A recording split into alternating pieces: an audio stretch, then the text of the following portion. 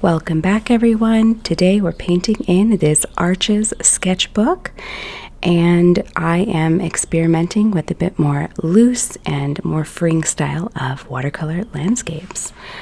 I have a few in here that I have painted trying to fill it up. A couple of these, like this one and then the following, are from David Bellamy's book, and I wanted to explore his style of watercolor because I adore his work. So maybe in a future video I will share my favorite watercolor books and let me know if that's an interest to you. But I hope you all have been well. It has been a hot minute, and honestly I'm just really busy. I work full-time and I have to carve out all of this time to do videos, which I really love doing, but it does take me a little bit of time to do it. But anyway, I am back and with hopefully a very fun video that you'll enjoy and that we can just play with our watercolors and relax and have fun painting a bit more loosely, especially since I have been trying to prep for art markets and spending so much time on other paintings. It's fun to just let go. All of the materials are in the description below, so be sure to check that out. But just so you know, I am working with only 2 colors, but I did mix some colors. So to get this gray, I have mixed Payne's gray with some burnt umber. So that's how I got this very dark gray, and you can see a little bit of the blue popping through. Be sure to like and subscribe if you enjoy my videos and haven't already, and just so you know, I have a Facebook and an Instagram account that you can follow me at Jackie Peacock Art. The other colors that I am using will be, besides the Payne's Gray and Burnt Sienna. Did I say Burnt Sienna or Burnt Umber? Check the description. I can't remember. It's going to be, but also by Daniel Smith, is the Undersea Green, and it's just a beautiful green that works its way into being a very earthy tone green, as you can see right here, and then it will, the more water you add, move into more yellows and browns. It's a very complex color and it's pretty awesome. I highly recommend checking it out. These dishes I just bought off Amazon. I put a lot of paint in there, and it's the colors that I use the most. I will use these big dishes. So for my mountain, I am using a very thick opaque paint, and I'm just placing some fun mountain shapes. So not thinking too much, not breaking it up like I did the sky. You could see that I worked wet on dry paper, so I was able to get those breaks in the actual paper that you can see in the sky. But right now I'm making it very wet, so the paint is very juicy. It has a lot of water and a lot of pigment on it. And then I'll go in and put my brush in water to rinse off a little bit of the paint and pull it down, which is exactly what I'm doing right here. And the more water you add to this particular paint pigment, the more you're going to get those different colors. And you'll see that in another painting that I did that I show a little bit later. But of course, regardless of how loose it is, I need to have texture. It's just a preference. So I added a little bit of texture by taking some more paint and just smushing it around.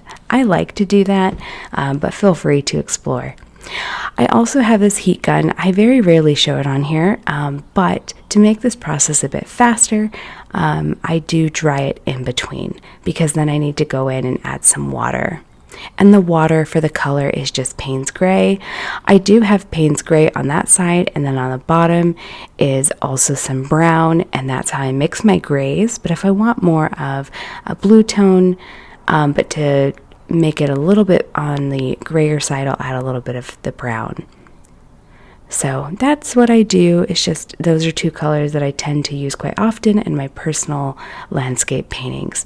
And my brush is quite dry, and that's how I'm able to get all of those what you would consider ripples and breaks in the water. But you can make it darker like I do here by adding a bit more color with a bit more water, so you can at least spread the paint. It's a very simple composition, very simple landscape. I am trying to paint a bit more freely. I find that sometimes I get choked up when I turn the camera on. It's almost like I forget how to paint. I don't know how to explain it. All right, so you can see here I'm using this awesome tool. Again, the link will be in the description. I have a small one and a larger one. You can get it at any paint store, and of course you can always order it on Amazon. But I am just scraping away some rocks just for some texture and definition. I was going to paint in the rocks, and then I got lazy. If you find that it's not dark enough, like me, I like everything to be darker and everything to be moodier. I love the contrast. I just added a bit more depth by adding in some shadows.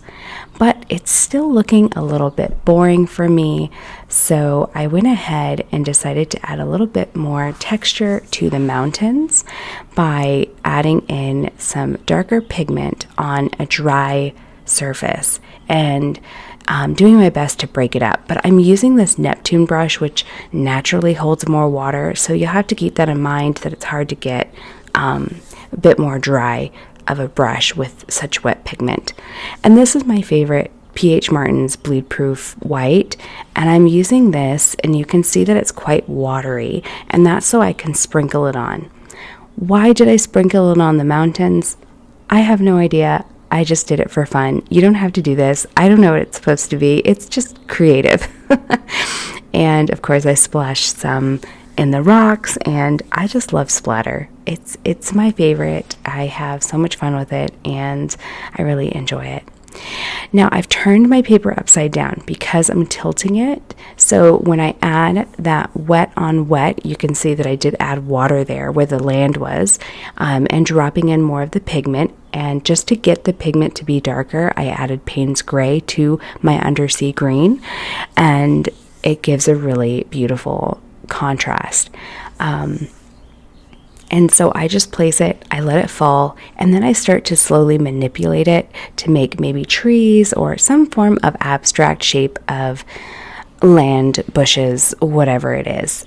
Again, really trying to focus on just not having so much control and letting just the shapes give you an understanding that there is some form of greenery right there.